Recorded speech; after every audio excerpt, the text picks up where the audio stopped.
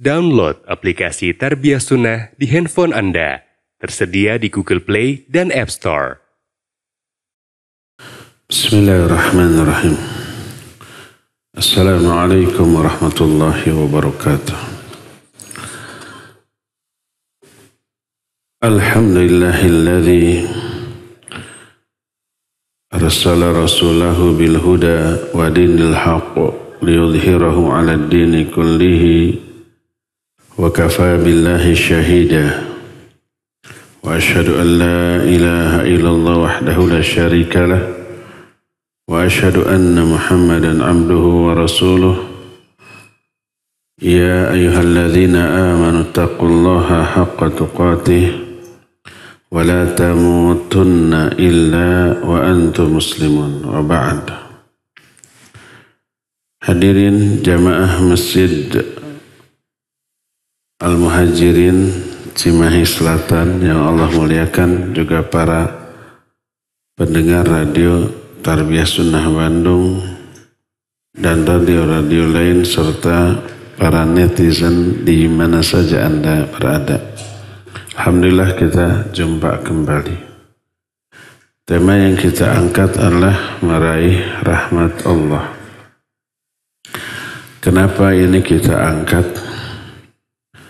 Karena besarnya efek baik bagi seseorang apabila dia memperoleh rahmat dari Allah Subhanahu wa ta'ala. Rahmat Allah itu menyebabkan kita ini mampu mengendalikan hawa nafsu, bisikan setan dari keburukan yang mungkin akan teralami oleh kita. Karena hakikatnya semua jiwa manusia itu selalu ingin bersenang-senang, happy-happy, berbahagia di dunia, tak peduli terhadap efek buruk yang diakibatkannya. Jiwa kita selalu memerintahkan kepada keburukan. Kata Allah, Innan nafsa la ammaratum bisu. Sesungguhnya jiwa itu selalu memerintahkan kepada keburukan. Dengan memerintahkan yang terus menerus, ngeyel, ngotot, kekeh gitu. Itu diambil pemahaman itu dari pertama adanya huruf inna, artinya sesungguhnya, sungguh-sungguh. Terus adanya lafaz, ada huruf la yang dibaca pendek disebut lam taukid. Inna huruf taukid, lam juga huruf taukid. Ammarah adalah bentuk sigat mubalaghah dari amir. Memerintah itu amaro, yang memerintah amir.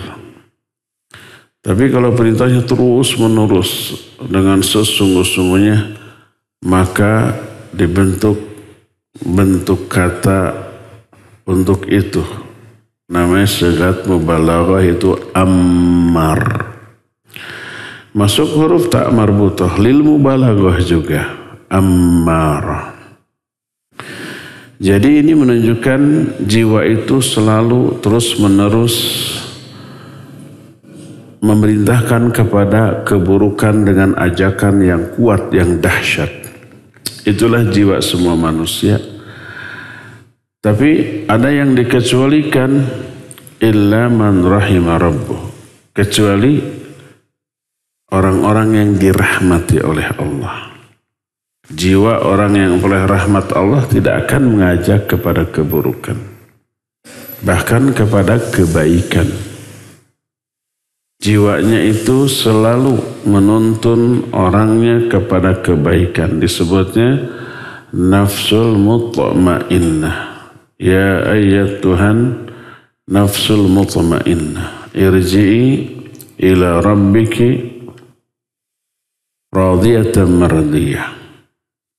Jadi salah satu efek dari rahmat yang Allah turunkan kepada manusia merubah jiwa manusia itu yang tadinya nafsul ammarah kepada nafsul mutmainnah.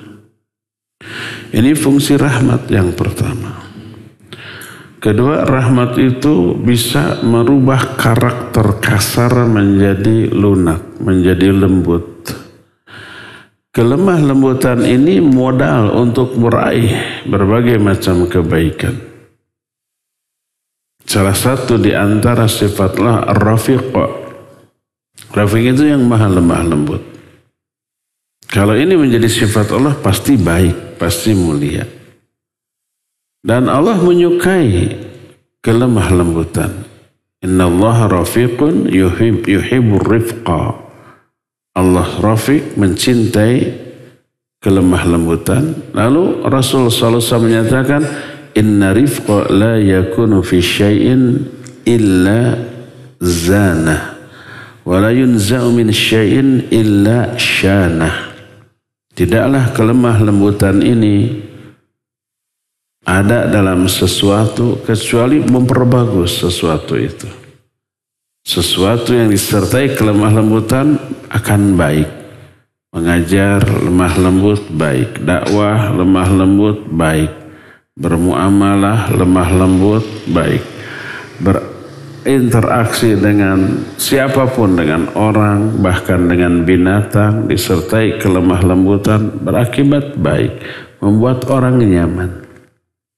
Tapi kalau tercabut kelemah lembutan jadi kasar, keras, akan memperburuk. Dakwah kasar buruk, pendidikan kasar buruk, muamalah kasar pasti buruk, berantem tuh dengan orang. Nah, ini kelemah lembutan. Ternyata kelemah lembutan itu diperoleh karena rahmat Allah. Siapa yang diberi rahmat, dia akan berlemah lembut sikapnya. Allah berfirman dalam Al-Quran, فَبِمَا رَحْمَةٍ مِّنَ اللَّهِ لِنْتَ لَهُمْ. Karena rahmat Allah kepada kamu, kamu bersifat lunak, bersifat lemah lembut kepada mereka. Walau kunta faddan ghalidhal qalb lanfaddu min hawlik. Kalau kamu bersifat keras dan kasar kepada mereka, niscaya mereka lari meninggalkanmu, lari dari dakwahmu. Jadi Nabi SAW bisa berlemah lembut menghadapi orang kafir. Para orang kafir itu sikapnya nyebelinnya luar biasanya, greget gitu, pikara sepen perep. Inginnya emosi menghadapi orang kafir gitunya. Siga si Israel sekarang, Yahudi di sana. Pelaku tapi memainkan apa yang disebut dengan paying victim. Ke dunia mereka mengekspos seolah-olah mereka korban kejahatan. Hamas umpamanya. Itu diekspos. Orang yang membela kaum muslimin di Palestina dianggap korban media yang memutarbalikan fakta. Padahal sebaliknya kan. Pika sebelah lah pokoknya nama. Orang kafir zaman dahulu begitu, zaman sekarang juga begitu di mana-mana. Kalau tidak karena rahmat Allah sudah ingin bersikap emosional, kasar. Tapi Allah menyatakan فَبِمَا رَحْمَةٍ مِّنَ اللَّهِ لِنْتَ لَهُمْ.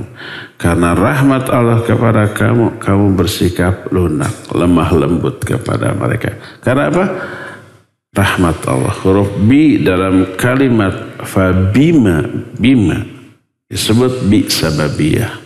Karena sebab rahmat Allah kepada kamu, kamu bersikap lunak. Itu lihat efek dari rahmat Allah. Nah, sekalipun orang yang memperoleh rahmat Allah itu terjebak dalam situasi yang umumnya orang itu emosi. Tapi karena rahmat Allah orang itu tenang, kalem. Contoh situasi itu ketika dia ikhtilaf, berbeda sikap dengan pihak lain, dengan kawannya, dengan partnernya, dengan rekan kerjanya, dengan siapapun lah pokoknya mah. Dan umumnya manusia berkarakter ingin berbeda, ingin berantem, ingin ikhtilaf. Dan memang manusia diciptakan untuk itu. Allah menciptakan manusia untuk ikhtilaf. Kata siapa? Kata Allah. Allah berfirman dalam Al-Quran, وَلَا يَزَالُونَ مُخْتَلِفِينَ إِلَّا مَنْ رَحِمَ رَبُّكَ وَلِذَلِكَ خَلَقَهُمْ. Manusia itu وَلَا يَزَالُونَ. وَلَا يَزَالُونَ itu tak henti-hentinya, terus menerus. Mukhtalifin, ikhtilaf. Dan ini menunjukkan karakter manusia begitu. Kata siapa? Kata para ulama, di antaranya Imam Asy-Syatibi dalam kitab Al-I'tisam. Kata beliau, manusia memiliki karakter ikhtilaf, memiliki karakter sifat selalu ingin ikhtilaf sama orang lain. Dan ini disebabkan karena pertama Allah menggunakan lafaz wala yazaluna. Wala yazaluna itu tak henti-hentinya alias terus-menerus. Kedua, mukhtalifin. Mukhtalifin dalam bahasa Arab disebut isim fa'il. Kata benda yang bermakna subjek, pelaku ikhtilaf. Berasal dari kata ikhtalafa yakhtalifu ikhtilafan fahuwa mukhtalifun. Wala yazaluna mukhtalifin. Manusia selalu ikhtilaf. Kata selalu itu diambil dari makna yang terkandung dalam lafaz isim fa'il. Kata Imam Syatibi, ismul fa'il yufidud dawam wassabat wal istimrar. Isim fa'il itu memberi faedah, memberi makna terus menerus. Tetap, ya, sabat, dawam, istimrar. Artinya manusia itu selalu ingin ikhtilaf. Semuanya itu karakter yang tidak bisa dihindarkan. Tapi illa man rahimah rabbuk, kecuali orang-orang yang dirahmati Allah, nggak akan ikhtilaf. Walidzalika khalaqahum, ay walil ikhtilafi khalaqahum. Untuk itulah Allah menciptakan mereka. Maksudnya untuk berikhtilaflah Allah menciptakan mereka. Makanya manusia terbaik yaitu umat Islam juga pasti ikhtilaf dengan ikhtilaf yang banyak. Sataftariqu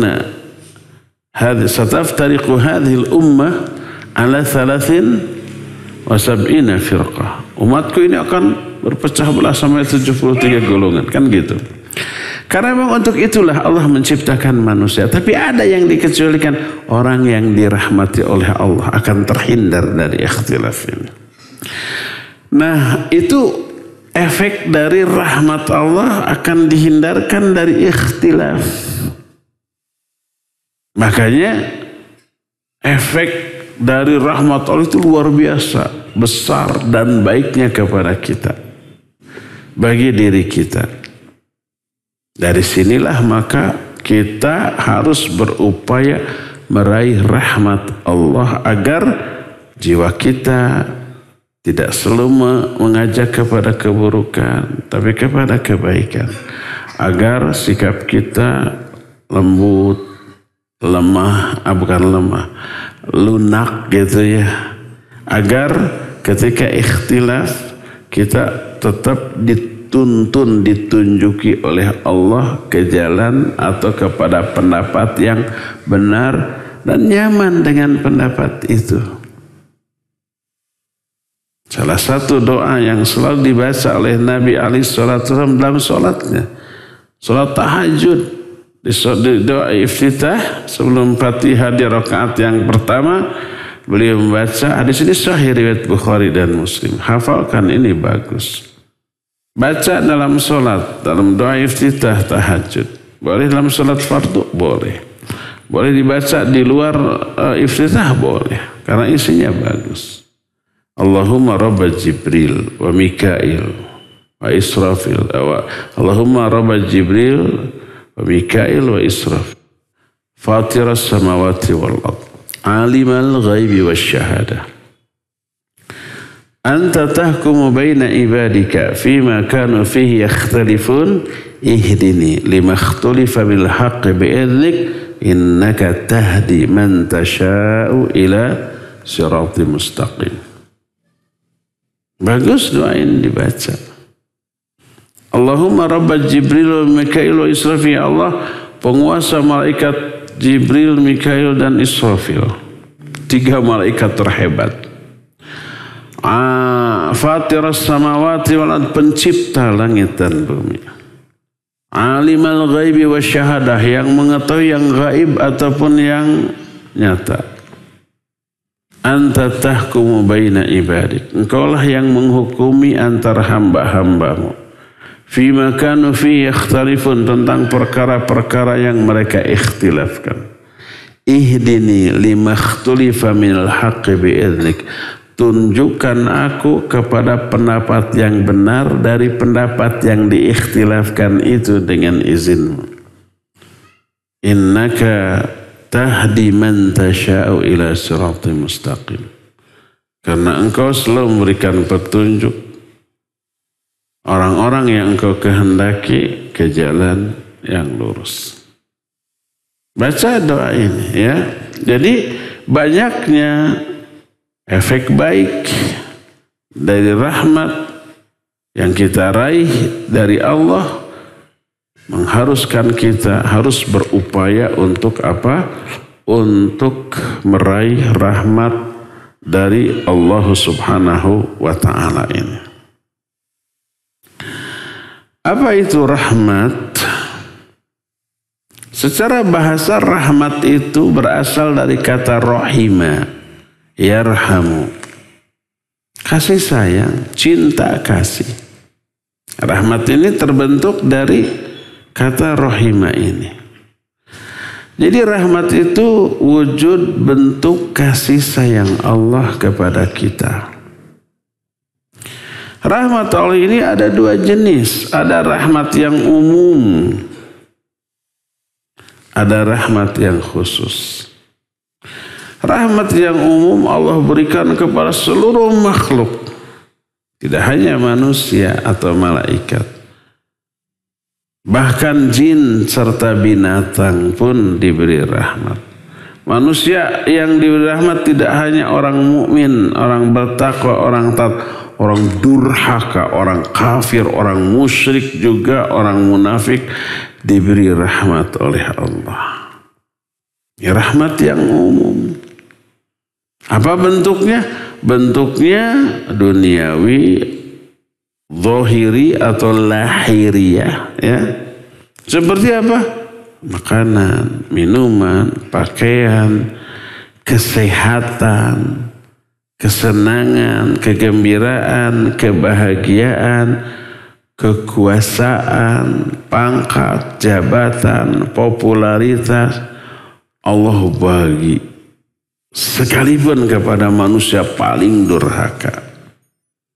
Ada orang yang durhaka tapi kaya raya? Banyak apa semua? Gak semua ya. Ada orang kafir tapi miskin juga ada. Ada orang yang kafir tapi berkuasa, banyak. Rata-rata penguasa di dunia kalah lafirnya. Penguasa negara-negara Eropa, Amerika, negara-negara Asia Timur seperti Jepang, Cina, Korea, kalah lafir ya teteh. Itu rahmat Allah kepada mereka. Tapi rahmat ini hanya bersifat duniawi, badaniyah, lahiriah, ya. Termasuk ya binatang, termasuk jin, baik yang soleh ataupun yang salah. Termasuk orang mukmin, ya orang mukmin juga dapat rahmat yang umum ini. Ini yang pertama. Yang kedua, rahmat yang khusus. Rahmat yang khusus mah dikhususkan bagi orang-orang mukmin yang taat. Dan sifatnya batini dan untuk di akhirat terutama. Seperti apa? Seperti ilmu, seperti iman, seperti taufik, hidayah, dan ketenangan hati, ketentraman jiwa, keteduhan kalbu kita ketika melakukan taqarrub ibadah kepada Allah Azza wa Jalla. Itu di dunia, tapi bersifat apa? Batini, yang bisa dirasakan oleh jiwa kita, oleh batin kita. Dan tidak hanya di dunia, sampai ke alam kubur, berupa nikmat kubur, berupa diselamatkannya dari fitnah kubur, mampu menjawab pertanyaan malaikat munkar dan nakir, sampai di akhirat yang berakhir di surga. Surga itu adalah balasan dari Allah Azza wa Jalla, sebagaimana perkataan Imam Ibnu Qayyim rahimahullah, farrahmatu waridwan sifatuhu wal jannatu thawabuhu. Rahmat dan diridho Allah adalah sifat Allah. Salah satu sifat Allah adalah rahmat. Kalau sifat Allah ini maknanya pemilik rahmat yang sangat luas, namanya Ar-Rahman. Kalau sifat ini adalah zat yang maha memberikan, men-share sebagian rahmatnya kepada makhluk, disebut Ar-Rahim. Rahman dan Rahim berkaitan dengan rahmat. Itu sifat Allah. Keridhaan juga sifat Allah. Allah ridho, sifat Allah. Nah, sedangkan surga adalah pahala atau balasan dari Allah.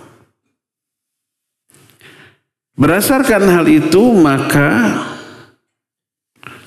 rahmat yang khusus ini hanya diberikan kepada orang yang taat, orang-orang yang beriman, beramal soleh.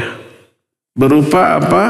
Berupa hal-hal yang sifatnya batiniyah. Diberilah ilmu agama, diberilah taufik, diberilah hidayah, diberilah keimanan, diberilah ketakwaan, diberilah dorongan untuk beramal soleh, diberilah balasan atas ibadahnya yang berkualitas dalam bentuk kekhusyuan, dalam bentuk ketenangan jiwa, dalam bentuk ketentraman batin yang kita sebut dengan sakinah. Itu di dunia. Di akhirat, di alam kubur diberikan nikmat kubur, keselamatan dari fitnah kubur. Di akhirat dipermudah hisabnya sampai berakhir di surga. Nah, kalau rahmat umum, inilah rahmat umum, itu terkandung di dalam sifat Rahman. Rahman pemberi rahmat ke seluruh makhluk, walaupun orang kafir.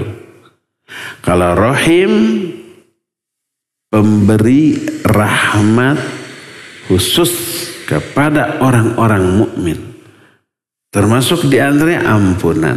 Makanya sering dikatakan wa kana Allahu bil mu'minina rahima.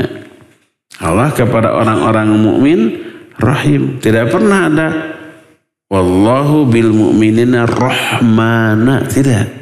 Karena Rahman itu di dunia untuk semua makhluk. Orang mukmin marahim, dikasih rahmat oleh Allah secara spesial, secara khusus, rahim. Wa kana Allahu ghafurur rahim. Allah itu maha ghafur, maha rahim. Tidak pernah ghafurur rahmana, tidak pernah. Ghafur pasti rahim. Karena apa? Karena yang mendapatkan ampunan Allah hanya orang mukmin. Orang-orang kafir mah tidak memperoleh ampunan dari Allah Subhanahu wa ta'ala. Nah, Rahman dan Rahim ini dua sifat Allah dengan makna Rahman pemberi rahmat yang umum kepada seluruh makhluk, Rahim pemberi rahmat yang khusus hanya kepada orang-orang mukmin. Rahmat khusus itu berupa ampunan, berupa pahala, berupa keridhaannya, berupa kasih sayangnya, berupa hidayah, taufik, iman, ilmu, dan yang sejenisnya itu di dunia. Di akhiratnya berupa surga. Nah, yang nikmat khusus ini tidak Allah berikan kepada binatang. Tidak Allah berikan kepada orang kafir. Tidak Allah berikan di dunia, di akhirat. Di dunia tidak, tapi nanti di dunia ya diberikan kepada orang-orang mukmin berupa taufik, hidayah, iman itu ya. Itu hanya diberikan kepada orang-orang mukmin. Di akhirat tidak diberikan kepada orang-orang kafir. Ini rahmat Allah Subhanahu wa ta'ala, bentuk kasih sayang Allah Subhanahu wa ta'ala. Dan bentuk-bentuk kasih sayang Allah Subhanahu wa ta'ala kepada umatnya amat sangat banyak. Apa saja bentuk-bentuk dari sifat, dari rahmat Allah Subhanahu wa ta'ala? Banyak. Di antara wujud dari rahmat Allah Subhanahu wa ta'ala kepada seluruh manusia, bentuk kasih sayang Allah kepada seluruh manusia adalah diutusnya para nabi, para rasul, dan kepada kita Nabi Muhammad SAW. Allah tanya, dedeh ke manusia sayang, agar jalan hidupnya tidak sesat, diberikan petunjuk. Apa petunjuknya? Pertama, Nabi. Wa ma arsalnaka illa rahmatan lil alamin. Tidaklah aku utus engkau wahai Muhammad kecuali sebagai rahmat bagi seluruh alam. Ini bukti nyata rahmat Allah untuk manusia diutusnya Nabi SAW. Selain sosok Nabi, kalau nabinya kan sementara ya. Beliau ada wafatnya, setelah wafat, aduh gimana lagi orang memperoleh petunjuk. Maka diturunkan bersamanya Al-Quran dan Sunnah. Maka Quran juga disebut sebagai salah satu rahmat. Hadza bayanu linnas wa huda wa rahmah lil mu'minin. Al-Quran ini penjelasan bagi manusia, wahudan dan petunjuk, warahmah dan juga sebagai rahmat. Al-Quran bentuk nyata dari rahmat Allah, bukti nyata dari rahmat Allah, bukti nyata dari cinta dan kasih sayang Allah kepada manusia. Atau jangankan Allah kepada manusia, manusia aja umpamanya memberikan sesuatu, menjual sesuatu, itu ada petunjuk penggunaannya ya. Agar manusia ketika membeli suatu barang tidak ngeblank, ini teh kumaha makena, kan gitunya. Ada buku petunjuknya? Ada. Apapun barang elektronik, kendaraan, bahkan obat, ada petunjuk penggunaannya? Ada, nggak bisa sembarangan. Biar cepat sembuh, ini kapsul, botol, blok semuanya. Iya, sembuh selama-lamanya. Mawat atau bisa-bisa. Ada petunjuk penggunaannya, dosisnya. Sehari berapa kali, harus makan dulu ataukah tidak, kan gitu ya. Itu manusia, apalagi Allah Subhanahu wa ta'ala. Nya'ah dedehkan manusia diberikan rahmat. Bentuknya Rasul, bentuknya Al-Quran, bentuknya penjelasan dari Al-Quran itu berupa hadis Nabi SAW yang sahih. Setelah Nabi tidak ada, Allah selalu membangkitkan para ulama di setiap zamannya. Tidak pernah satu zaman kosong dari seorang ulama. Rasul SAW bersabda, Allah Azza wa Jalla berfirman, kata Allah, wa mimman khalaqna ummatun yad'una bil haqqi wa bihi ya'dilun. Kata Allah, di antara manusia yang kami ciptakan ada selalu satu umat, yahduna bil haqq. Umat ini memberikan petunjuk dengan kebenaran. Wa bihi ya'dilun. Dengan kebenaran itu dia tegakkan keadilan. Itu selalu. Kata Rasul sallallahu alaihi wasallam, "Wala tazalu ta'ifatu min ummati qa'imina 'alal haqq la yadhurruhum man khalafahum wala man khadalahum hatta ya'ti Allahu bi amri atau hatta taqumas sa'a." Akan muncul selalu satu kelompok kecil dari umatku yang tegak di atas kebenaran. Eksis di atas kebenaran. Mereka tidak bisa dimadaratkan oleh orang-orang yang menentang mereka atau yang menyelisih mereka sampai kiamat. Kata Imam Ahmad, illam yakunu ahlal hadis fala adri manhum. Kalau mereka kelompok kecil ini bukan ahli hadis, aku tidak tahu lagi siapa mereka. Dia selalu muncul tuh di setiap zaman, di setiap umumnya tempat. Berkata Nabi SAW, yahmilu hadal ilma min kulli khalafin uduluhum. Ilmu ini, agama ini akan selalu dipikul di setiap zaman oleh orang-orang yang teradil di kalangan mereka. Akan selalu muncul tuh. Ya. Jadi itu selepas para nabi berlalu, para nabi dan nabi terakhir sudah meninggal, Allah selalu munculkan. Di setiap penghujung abad Allah bangkitkan seorang mujaddid. Di setiap zamannya Allah munculkan orang-orang yang selalu istiqamah di atas kebenaran. Menyeru manusia kepada kebenaran ini. Selalu begitu.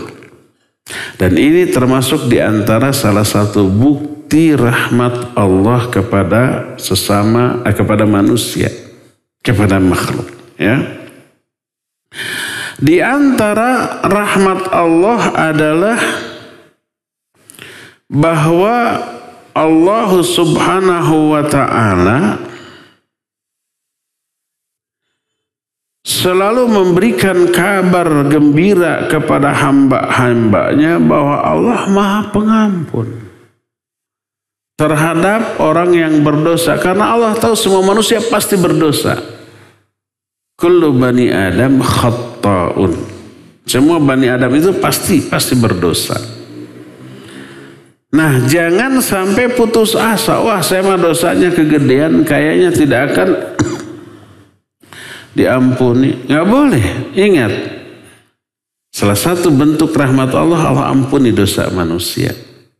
Allah berfirman dalam Al-Quran, dalam surah Az-Zumar 53, Qul ya ibadi alladzina asrafu ala anfusihim la taqnatu min rahmatillah innallaha yaghfiru dzunuba jami'a innahu huwal ghafurur rahim. Katakanlah, wahai hamba-hambaku yang melewati batas, yang sering berdosa, sering bermaksiat, sering mengabaikan perintah Allah, melanggar larangan Allah, la taqnatu min rahmatillah. Kalian jangan putus asa dari rahmat Allah. Karena apa? Karena Allah mengampuni semua dosa, karena Allah Ghafurur Rahim. Ini kabar gembira dari Allah, itu salah satu bentuk rahmat Allah. Bahkan Allah memerintahkan kepada nabinya untuk memberi kabar gembira ini kepada orang bahwa Allah itu Ghafurur Rahim. Sebagaimana dalam Al-Quran dalam surah Al-Hijr ayat 49, Nabi ibadi inni anal Ghafurur Rahim. Beritahukan olehmu kepada hamba-hambaku bahwa aku adalah Ghafurur Rahim. Aku Maha Pengampun dan juga Maha Penyayang. Lalu orang terdorong untuk tobat setelah berdosa. Dan salah satu rahmat dari Allah adalah diterima tobat itu tuh. Dihapus dosa dan kesalahannya. Dihapus azab yang tadinya dicanangkan untuk dia karena dosa-dosa dia. Tapi karena tobat, diterima tobatnya, dihapus, di-cancel. Rahmat Allah.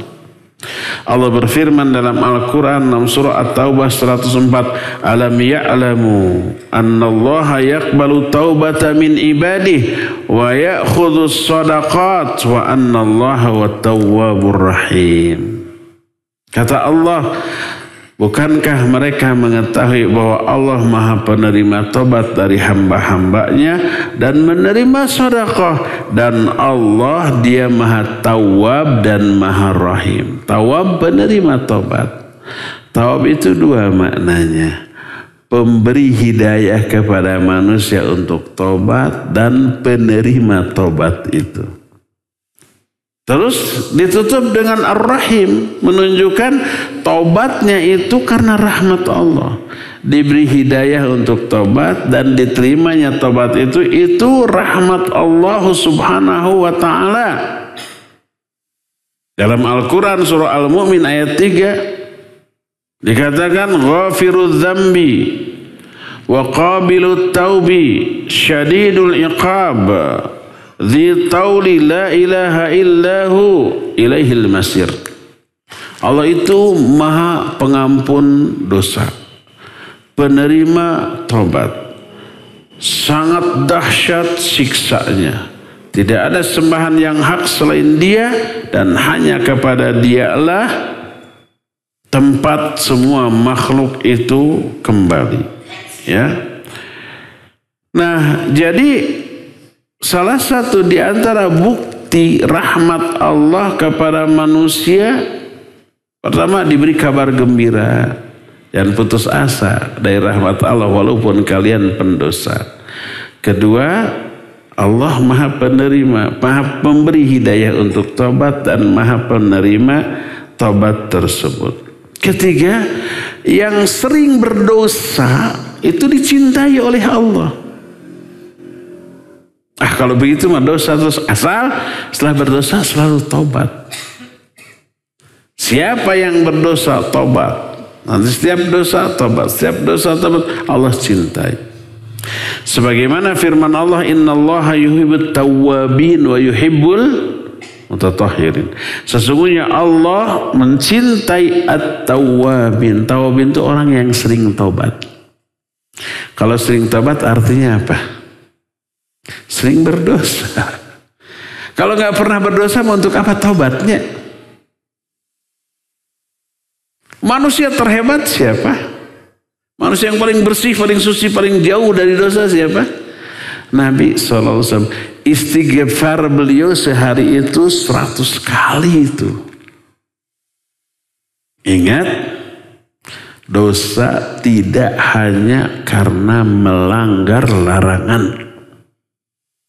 Tapi dosa bisa juga karena mengabaikan perintah.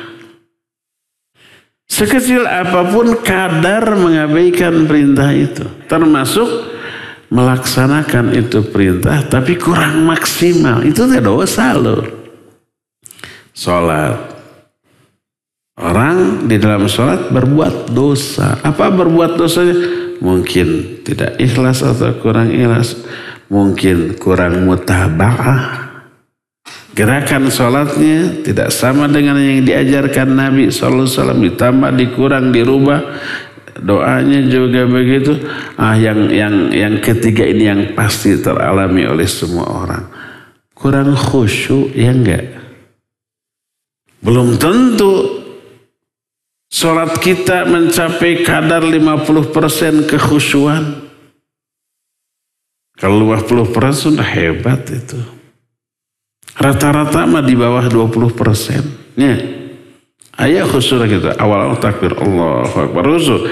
Allahumma ba'id baini wa baina khusyuknya ya pas Al-Fatihah mah terus ngelembar. Ada yang begitu? Ada. Ada apa banyak? Banyak apa semua? Semua. Dosa atau tak khusyuk? Dosa. Dari mana tahu dosa? Diancam azab. Fawailul lil musallin alladzina hum an salatihim sahun. Itu celaka orang yang sholat itu yang tidak khusyuk. Oleh karena itulah maka dosa bisa lahir karena mengabaikan perintah Allah walaupun dengan kadar pengabaian yang sedikit. Dosa.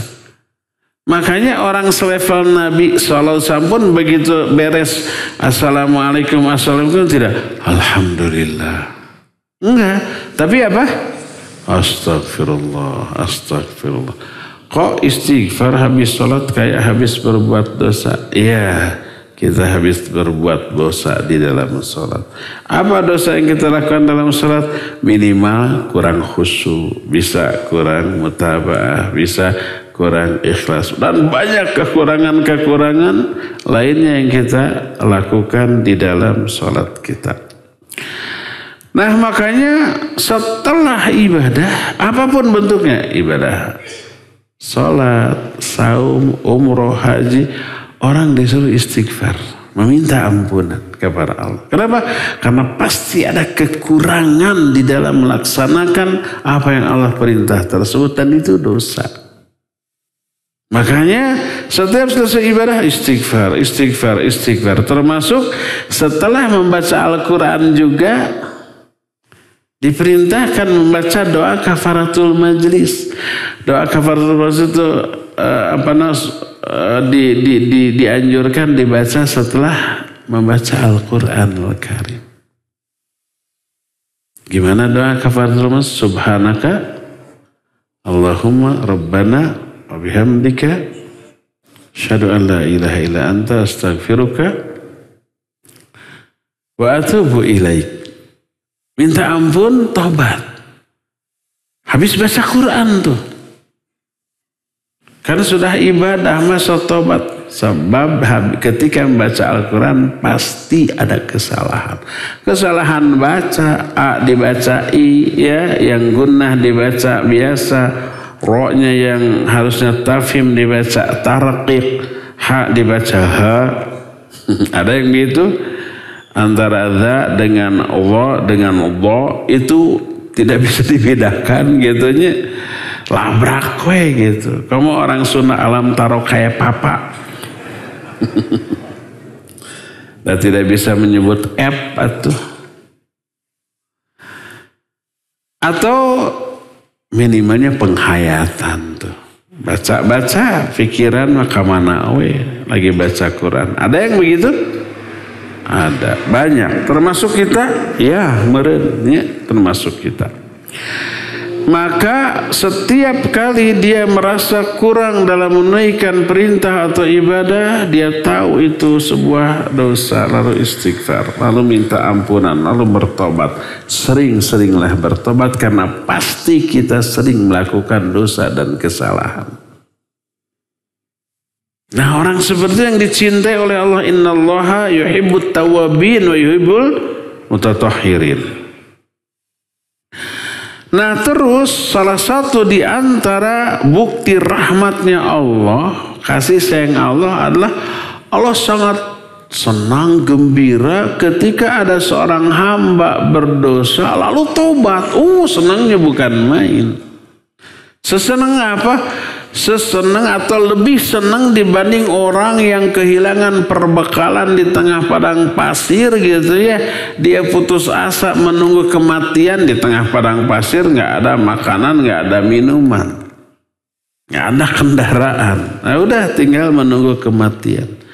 Sedang putus asa begitu, tiba-tiba kuda yang mau perbekalan itu datang lagi. Seneng nggak? Enggak seneng. Tapi bingit senengnya ya, seneng. Saking senengnya dia langsung berdiri, langsung mengambil tali kekang kuda lalu berkata, Allahumma anta abdi wa ana rabbuk. Ya Allah engkau hambaku dan aku Tuhanmu. Akhta'a min syiddatil farah. Dia salah ucap, salah omong saking gembiranya. Ini menunjukkan kegembiraannya itu menguasai seluruh jiwa sampai ngomong juga salah tuh. Seandainya dia ngomong begitu dalam keadaan sadar dan disengaja, nih saya dia kufur. Mengatakan, ya Allah engkau hambaku, aku Tuhanmu. Kufur gak omongan itu? Iya.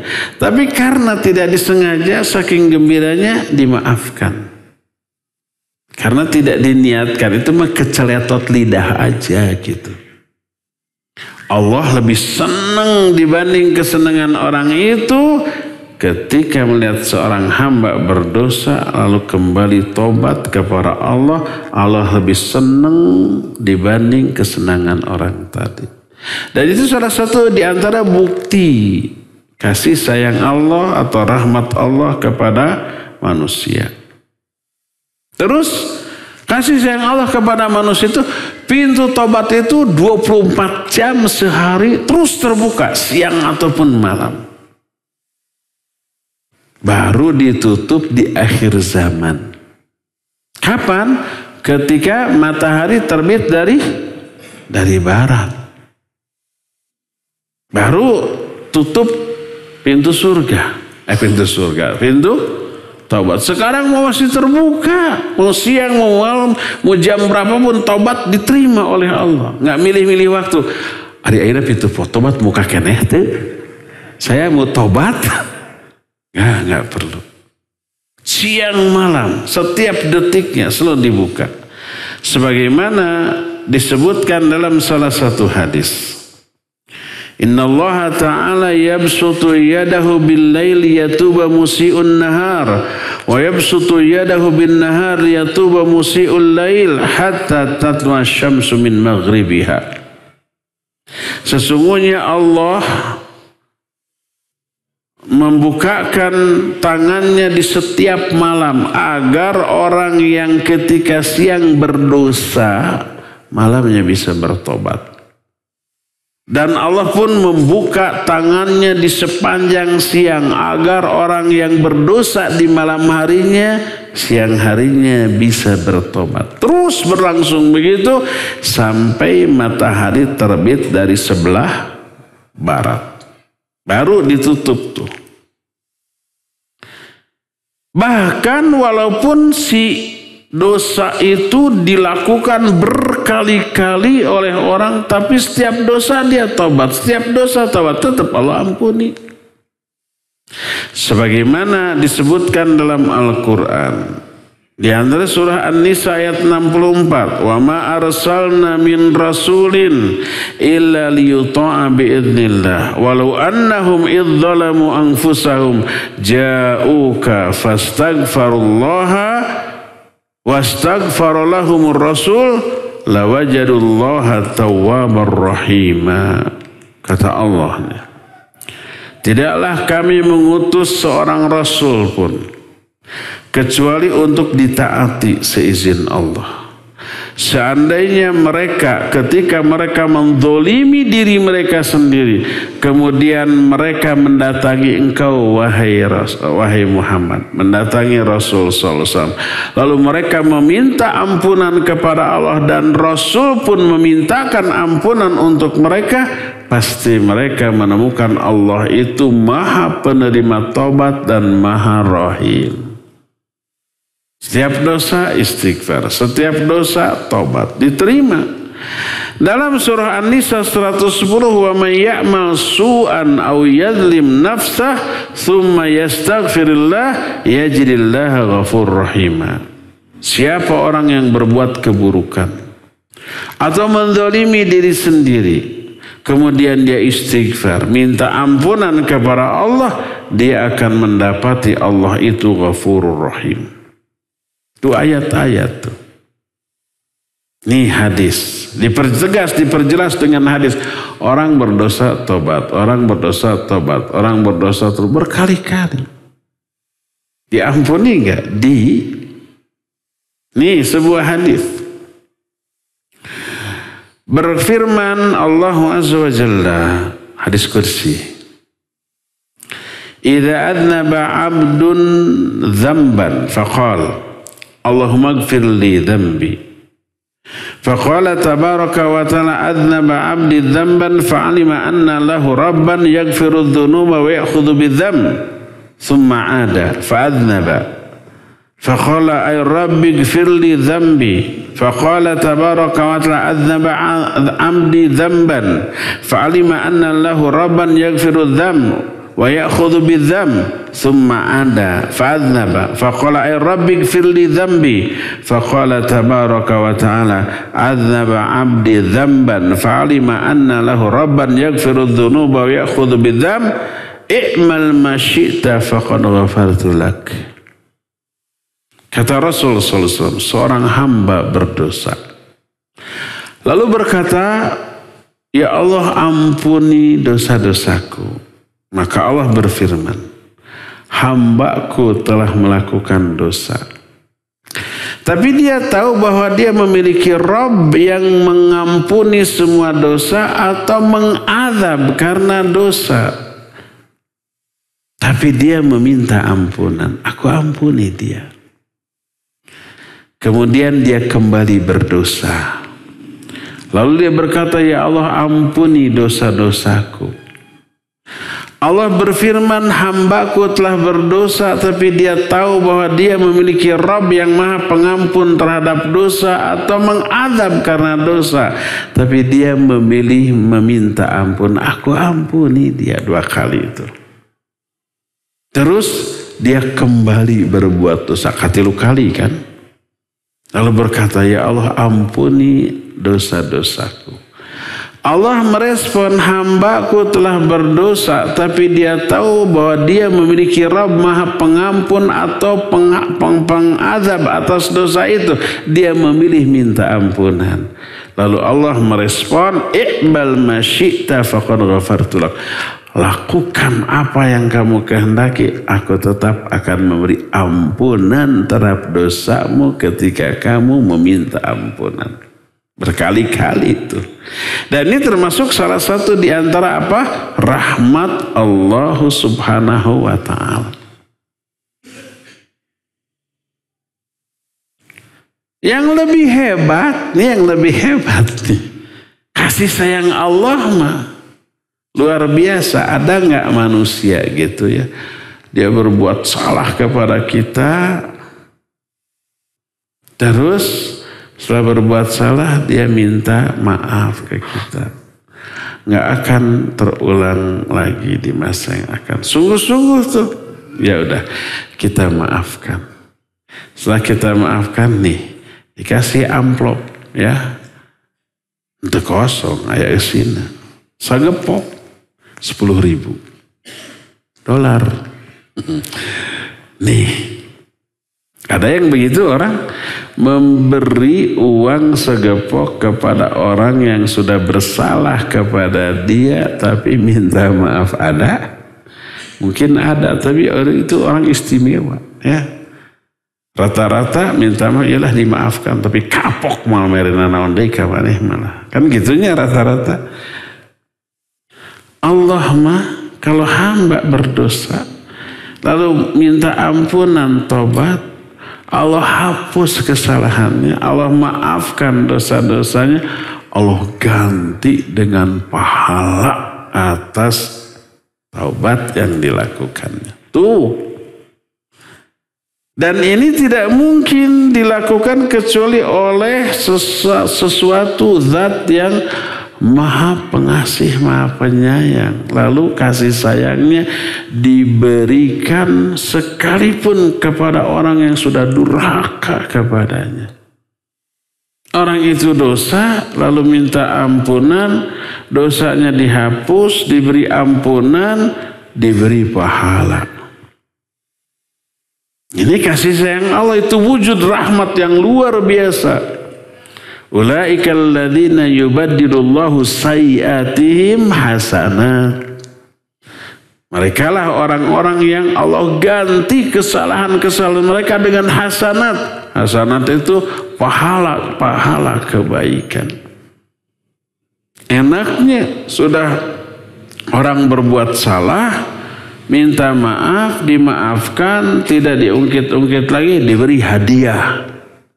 Hanya Allah yang bisa begitu. Orang berdosa minta ampunan, dihapus dosanya, dihapus catatannya, di cancel azab yang tadinya diberikan kepadanya, terus diganti dengan pahala. Luar biasa. Dan ini termasuk salah satu di antara bukti rahmat Allah kepada hambanya, kepada manusia. Dan banyak lagi keuntungan-keuntungan yang diperoleh oleh orang-orang yang memperoleh rahmat Allah Azza wa Jalla. Karena itulah kita wajib berupaya meraih rahmat Allah. Nah, sekarang baru kita masuk ke materi inti. Bagaimana cara meraih rahmat Allah. Yang tadi mah baru muqaddimah. Tapi kajian kita memukadimah dan sekarang sudah habis waktunya. Artinya kiat meraih rahmat Allah belum kita bahas. Nanti kita akan bahas di pertemuan yang akan datang. Bismillah, assalamualaikum warahmatullahi wabarakatuh. Semoga Ustadz dan kita semua ada lindungan Allah Subhanahu Wa Taala. Dengan undang dari Ciberem Ustadz tentang bicara rahmat Allah Subhanahu Wa Taala. Ada sebuah hadis saya pernah baca bahwa ada 100 rahmat yang Allah miliki. Dan di dunia ini hanya diberikan 1 saja Ustaz. Berarti yang 99 mungkin ya di akhirat kelak. Kemudian kalau dihubungkan dengan bahwa orang beribadah kepada Allah itu tidak menjamin masuk surga. Ustaz.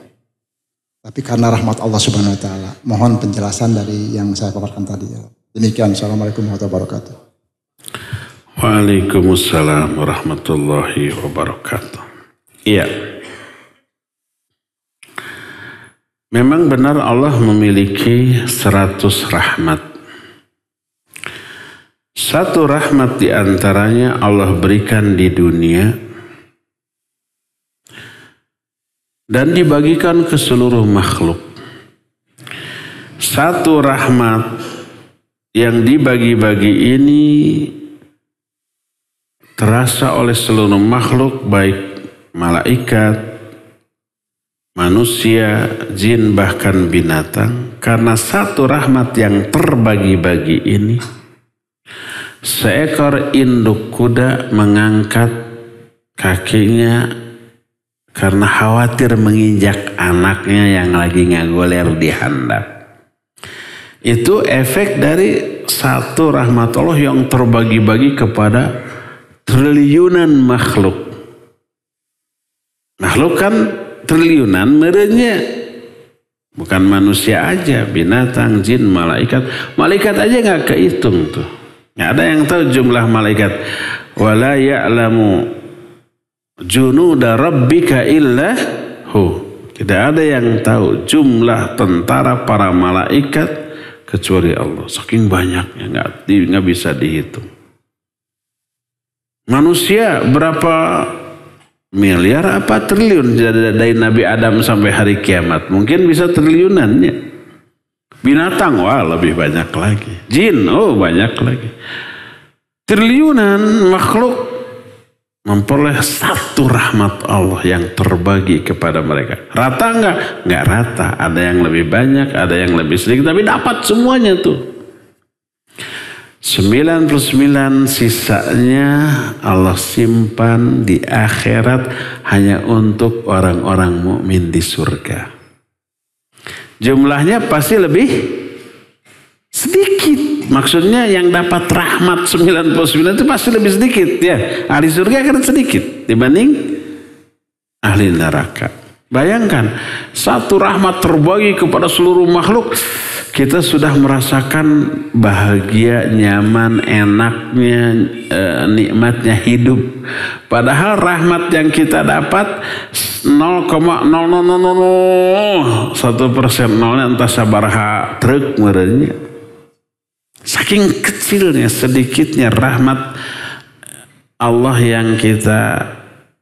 yang sampai ke kita. Tapi sudah segitu indahnya, segitu nikmatnya ini hidup. Semiskin, sesengsara apapun orang di dunia, dari suruh mati mah nggak maunya. Kamu miskin, hina, sengsara, menderita terus mati aja ya, nggak mau, masih betah. Itu yang paling sengsaranya. Apalagi yang paling seneng. Itu baru satu rahmat terbagi. Bayangkan kalau 99 rahmat.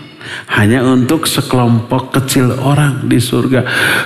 Kenikmatannya segimana gak kebayang. Fala ta'lamu nafsum ma ukhfiya lahum min qurrati ayun jazaa'an bima kanu ya'malun. Jiwa manapun tidak tahu kenikmatan apa yang Allah sembunyikan bagi ahli surga nih sebagai balasan atas amal mereka. Ketika menjelaskan ini Nabi SAW bersabda bahwa Allah berfirman, a'dadtu li ibadiyas sholihin ma la aynun ra'at wa la udhunun sami'at wa la khatara ala qalbil bashar. Aku siapkan bagi hamba-hambaku kenikmatan surga yang belum terlihat oleh mata, belum terdengar oleh telinga, dan belum pernah terbersit dalam hati manusia. Gak bisa dibayangkan nikmatnya itu. Makanya para ulama menyatakan bahwa Ar-Rahman ya adalah yang memberikan satu rahmat di dunia, Ar-Rahim yang memberikan 99 rahmat di surga, di akhirat. Penghuni neraka mah nggak dapat rahmat Allah.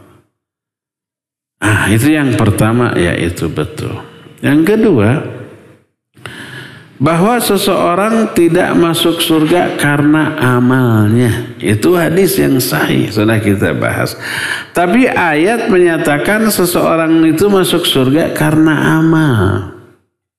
Ayat yang tadi disebut jazaa'an bima kanu ya'malun. Surga itu balasan bima kanu ya'malun karena amal-amal yang mereka lakukan.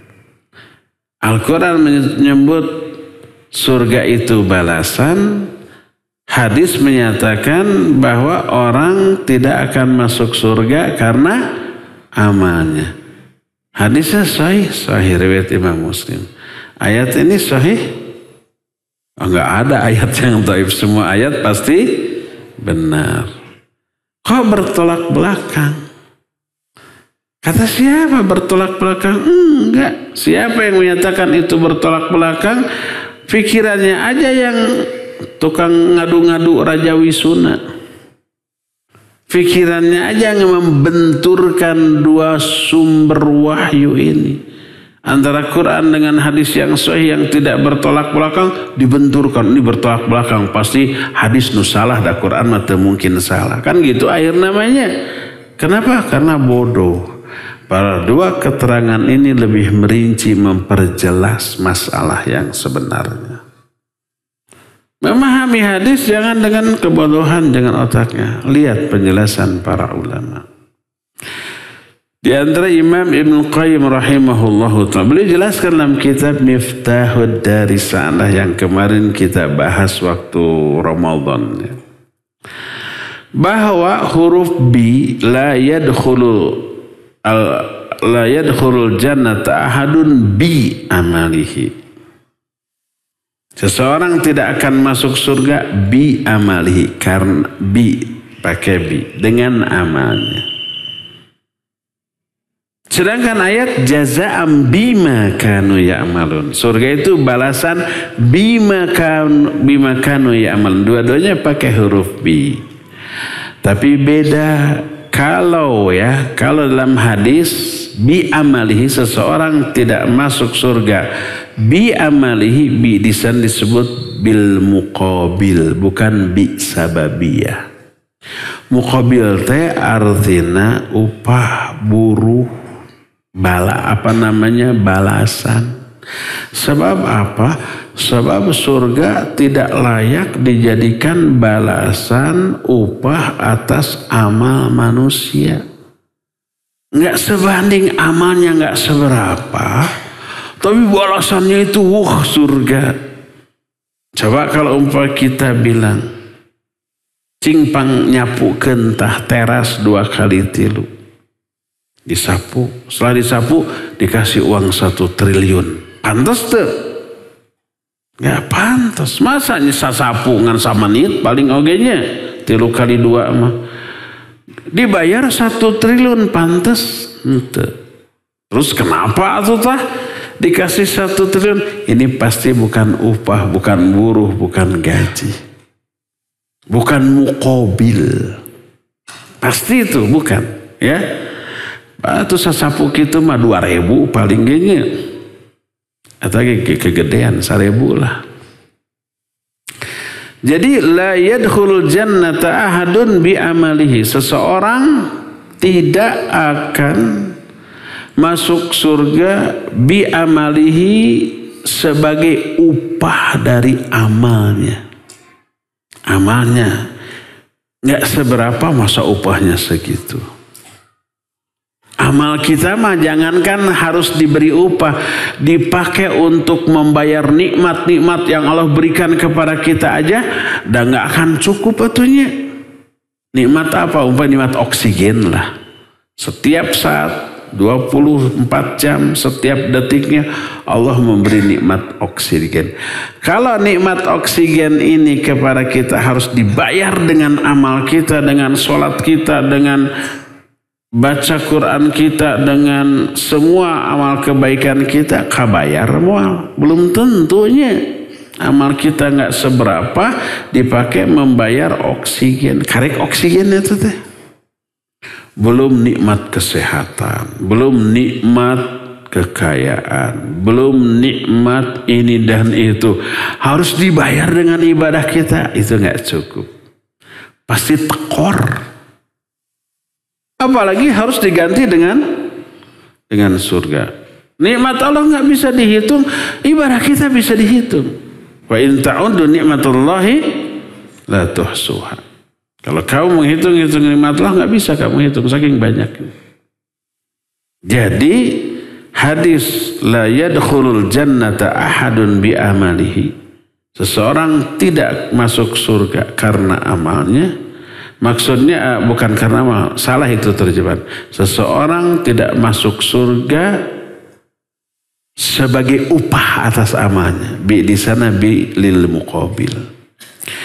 Adapun ayat jazaa'an bima kanu ya'malun bi di sana bi sababiyah. Surga sebagai balasan sebab amal yang mereka lakukan.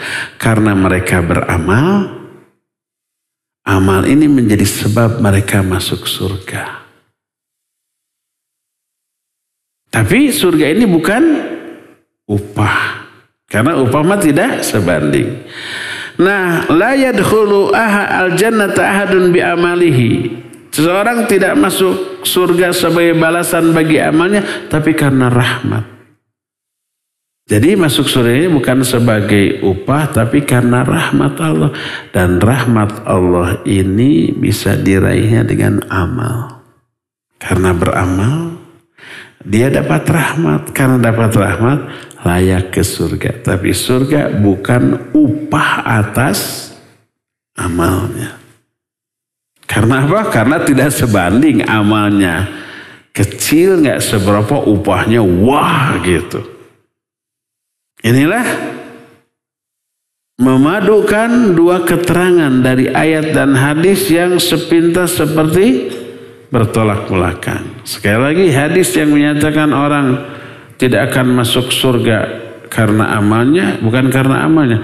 Orang tidak masuk surga sebagai upah atas amalnya. Dia masuk surganya karena rahmat Allah. Tapi rahmat Allah diberikan kepada dia karena sebab dia beramal. Karena beramal, dia dapat rahmat Allah. Karena dapat rahmat Allah, dia Allah masukkan ke dalam surga, walaupun surga bukan upah atas amalnya. Mengerti apa? Faham? Mengerti dan faham. Piraku saja yang ternyata tidak paham juga. Maka raih rahmat Allah. Agar kita dimasukkan ke dalam surga karena rahmat itu. Gimana caranya? Nanti di pertemuan yang akan datang.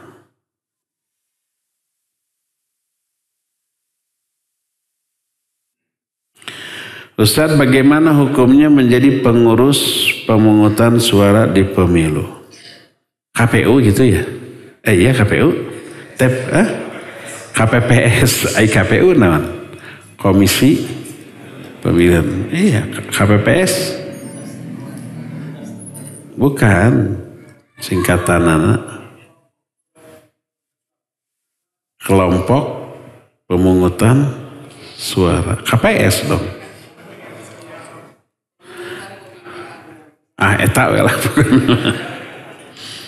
Boleh apa tidak?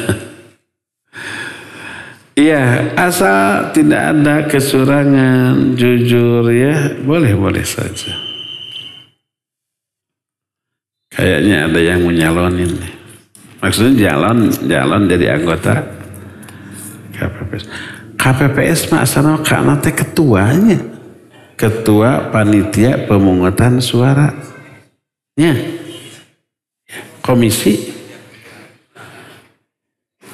Terserahlah. Assalamualaikum Ustaz. Waalaikumsalam warahmatullahi. Ustaz, saya punya hutang. Aduh, bapak minta dipangmayarkan ya.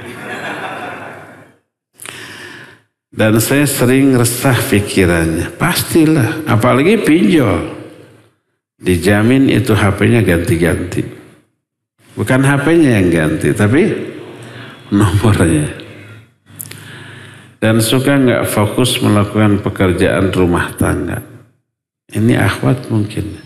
Mohon nasihat Ustaz, soalnya kasihan suami tuhnya. Suami kayak nggak tega kalau saya sedih terus. Nah, makai berhutang tuh. Jangan anggap enteng hutang. Hutang boleh secara syar'i. Tapi hanya untuk yang sifatnya daruri. Nabi suka berhutang? Suka dengan ada jaminan barang gadaian. Ketika beliau meninggal, beliau sudah punya hutang. Dan jaminannya berupa apa? Pakaian perangnya. Bisa di orang Yahudi. Ya. Boleh hutang? Boleh. Allah berfirman, Ya ayyuhalladzina amanu.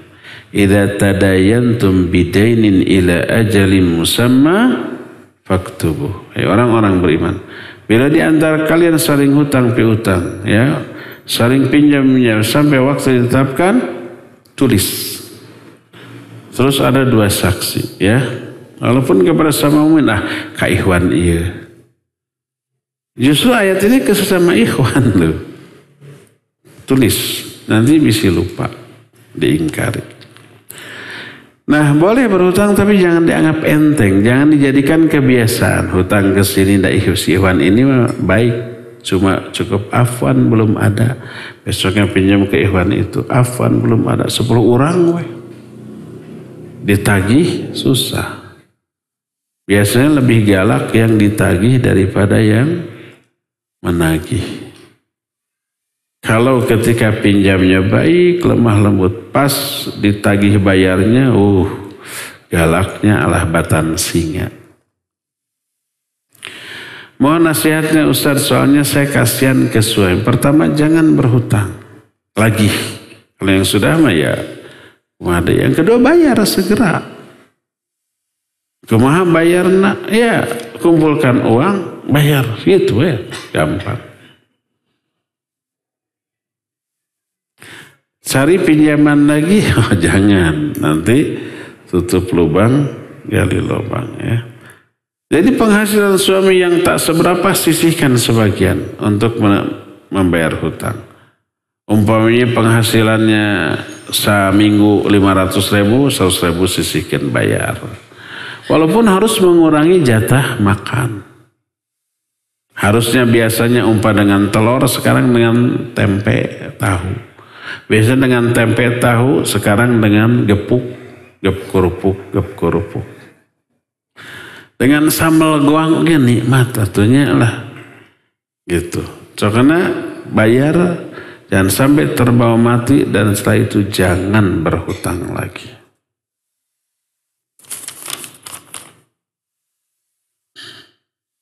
Surat ya. Ustaz izin bertanya, berapa tahun yang lalu Ana membayarkan haji reguler untuk kakak laki-laki Ana dan sudah dapat porsi. Kira-kira perhitungan perginya 4 atau 5 tahun lagi. Usia kakak Ana saat ini 54 tahun. Berarti 60 tahun masih bisa lah. Di 4 tahun belakang sampai saat ini kakak Ana tidak bekerja, terkena PHK. Hidupnya susah. Ada anak 3. Kalau 54 tahun anaknya sudah dewasa, mestinya udah kerja nih ya. Yang masih perlu biaya. Saat ini kakak Ana bersama istrinya berdagang kecil-kecilan di pasar atas bantuan dari saudara-saudara. Pertanyaan, itu mukaddimah tadi. Ketika kita SMP ada yang disebut dengan soal ceritanya. Ada cerita dulu, nanti soalnya. Kayak gini nih. Untung dulu saya sering mendapat soal itu di SMP. Pertanyaan. Apakah uang haji yang sudah terdaftar di Departemen Agama ditarik saja ya Ustaz untuk keperluan hidupnya dan modal usaha kakak Ana yang pekerjaannya kadang ada kadang tidak. Kan jualan pasti ada terusnya.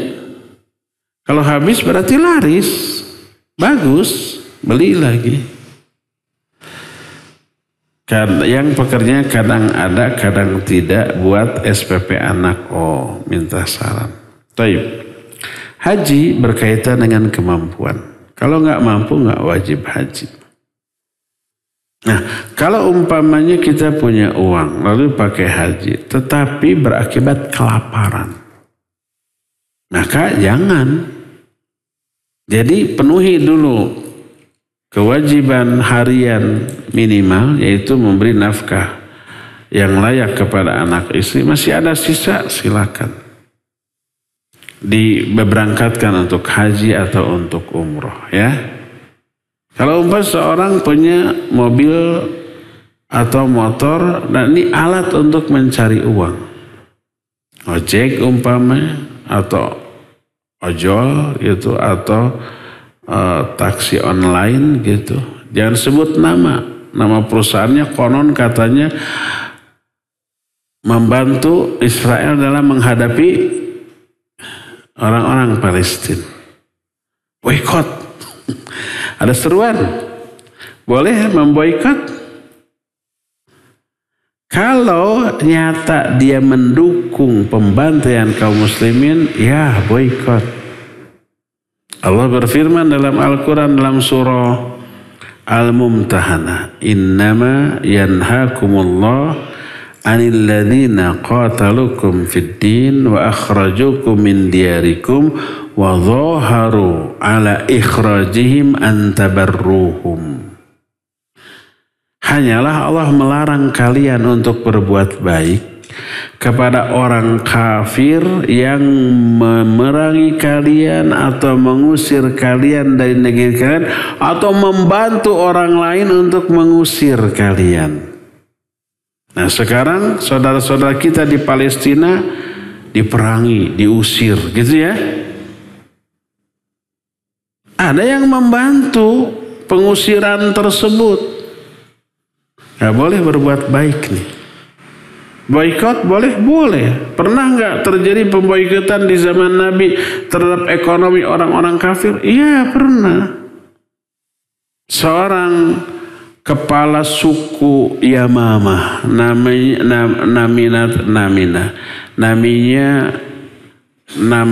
namanya Thumamah bin Usal radhiyallahu anhu. Dia ini raja di Yamamah. Dan negerinya itu penghasil sayur-sayuran dan buah-buahan. Orang-orang penduduk Mekah disuplai itu. Dan dia termasuk orang yang sangat benci kepada Nabi SAW, Islam dan Madinah. Sampai dia membunuh Nabi SAW. Bahkan Nabi SAW sudah menghalalkan darahnya ini. Suatu saat Thumamah ini mau umroh ke Mekah. umroh versi jahiliyah. Jadi sebelum Islam datang, orang-orang sudah umroh ke Mekah. Tapi dengan caranya kalau tawafnya itu telanjang. Gak pakai apa-apa. Sial dia. Di jalan dia Pak Amprok jonghok dengan pasukan kaum muslimin. Gerawak tadi tewak. Terus digiring ke Madinah. Ditawan di masjid. Oleh Nabi SAW ditegok. Ata'rifunahu. Kalian tahu gak siapa dia? Ini Thumamah bin Usal. Seorang penguasa Yamamah. Muliakan, akrimu. Muliakan dia.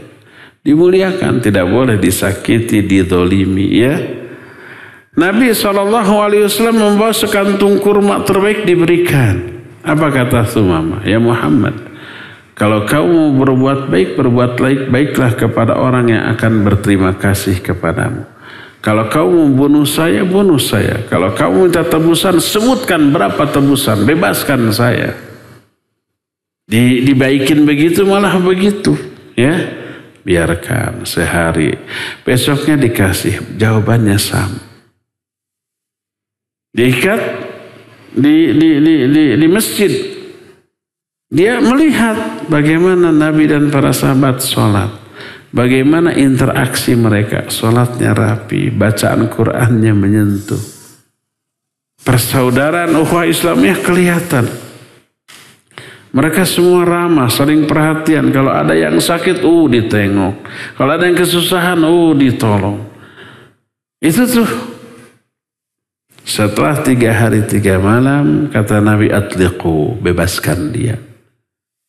Tanpa meminta tebusan, tanpa disakiti, dianiaya, tanpa diapa-apakan. Ini tuh bebas begitu? Iya bebas. Apa namanya, agak nggak percaya, ngaleng hoy atuh. Dia berangkat menjauhi masjid, mau menuju Mekah untuk melanjutkan umrohnya. Makin jauh langkahnya, makin lewang ini hati. Bahasa Sundanya. Bahasa Indonesia nggak ada terjemahan lewang takumahannya. Hatinya kayaknya masih terikat di masjid. Merasakan kenyamanan suasana yang dia lihat di dalam masjid. Makin jauh, makin berat hati melangkah. Kangen kepada suasana masjid itu. Sampai di perbatasan kota Madinah, dia melihat ada air, lalu dia berwudu. Dia balik kanan. Dia menghampiri Nabi SAW. Ya Muhammad, muddayadak. Hei Muhammad, ulurkan tanganmu. Diulurkan, dia bersyahadat, masuk Islam. Terus dia bilang, demi Allah, tidak ada manusia yang paling saya benci sebelumnya kecuali engkau. Sekarang demi Allah tidak ada manusia yang paling saya cintai kecuali engkau. Demi Allah tidak ada agama yang paling saya benci sebelumnya kecuali Islam. Sekarang demi Allah tidak ada agama yang paling saya cintai selain Islam. Dan seterusnya. Akhirnya Thumamah ini bertanya, saya mau umroh. Bagaimana? Laksanakan umrohmu. Begitu datang ke Mekah, dia umumkan bahwa dia sudah masuk Islam. Orang Mekah nggak berani macam-macam. Ini penguasa Yamamah. Apa dia bilang? Sejak saat ini aku menyetop suplai sayur dan buah-buahan ke negeri kalian. Kecuali kalau Rasul SAW memerintahkan aku untuk mengirim. Diboikot. Tuh. Dan ini oleh para ulama dijadikan dalil tentang kebolehan memboikot secara ekonomi terhadap orang-orang yang memusuhi Islam, memusuhi kaum muslimin. Ada dalilnya? Ya ada. Dan itu selaras dengan Al-Quran. Allah tidak melarang kalian untuk, Allah melarang, innama yanhakumullah. Allah hanya melarang kalian untuk berbuat baik kepada orang yang meringis kalian, mengusir kalian, atau menolong orang yang mengusir kalian. Nah sekarang saudara kita di Palestina digempur, maunya diusir ya. Dan dibantu secara finansial oleh beberapa produk. Termasuk apa tadi itu Grabnya. Akan baiklah supaya diboikot ke semua. Karena ownernya itu menunjukkan dukungan kepada agresi Israel. Membantai kaum muslimin. Ownernya bukan muslim ya. Agar apa? Agar ekonominya lemah, hancur, kemudian mereka tidak lagi bisa melanjutkan agresinya, pembantaiannya kepada kaum muslimin. Makanya sekarang alhamdulillah ada fatwa MUI-nya. Saya secara pribadi dukung tuh. Ayo boikot. Semua produk-produk yang mendukung agresi Israel boikot. Jangan beli gitu. Cina bangkrut, iya. Akan ada orang-orang Islam yang bekerja di sana. Nah, atau bekerja di musuhnya anu ngadukung agresi militer kepada kaum muslimin.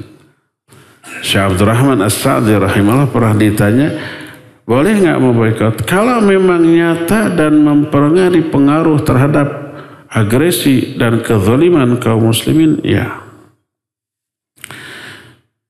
Jadi kena boikot ya teh. Gitu lah, naon pertanyaannya tadi teh.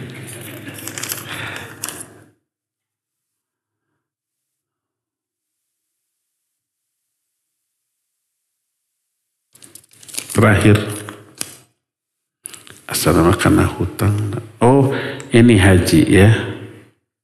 Jadi kalau memang tidak mampu dengan dibayarkan haji dia menderita, tidak mampu menunaikan kewajibannya, punya hutang umpamanya, hutang SPP anak, maka boleh diambil dari haji itu. Kalau masih ada sisa dan cukup silakan haji. Kalau tidak berarti belum memenuhi syarat untuk berhaji yaitu mampu. Ya. Terakhir, perkenalkan nama saya Nanda, mahasiswa Bandung. Nanda laki perempuan? Perempuan?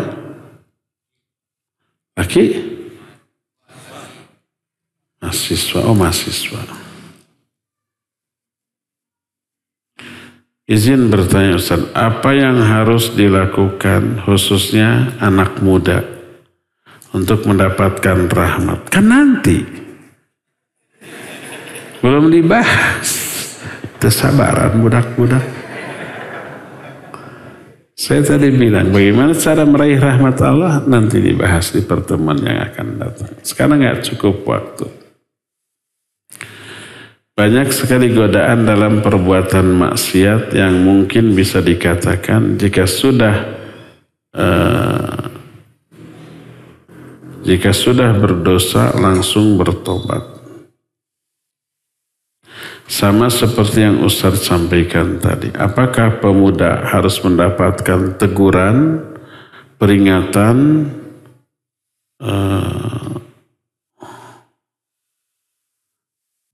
bagaimana untuk memperoleh rahmat? Ya, nanti pemuda ini harus hadir di pertemuan yang akan datang. Sudah cukup ya, sampai sini sudah hampir maghrib. Insyaallah kita jumpa lagi di kesempatan yang akan datang. Subhanakallahumma bihamdik asyhadu an la ilaha illa anta astaghfiruka wa atubu ilaik. Walhamdulillah rabbil alamin. Wassalamualaikum warahmatullahi wabarakatuh.